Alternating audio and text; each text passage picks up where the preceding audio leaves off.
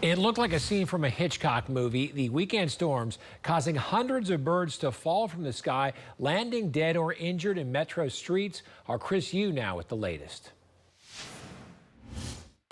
A tragic sight here on Southwest 3rd Street near the intersection of South MacArthur Boulevard in OKC, where hundreds of dead birds are lying in the middle of the road and in the parking lot, apparently killed by this weekend's hailstorm.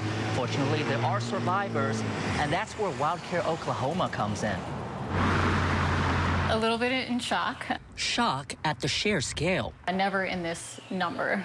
WildCare Oklahoma is now scrambling to rehabilitate the 74 blue martins that have been rescued from the same area where hundreds perished during the weekend hailstorm. We'd assess the more critical ones first, get any of their injuries treated. If we had to humanely euthanize them, that's what we would do. WildCare volunteers are now feeding the surviving birds mealworms every hour while caring for the ones that suffered broken wings.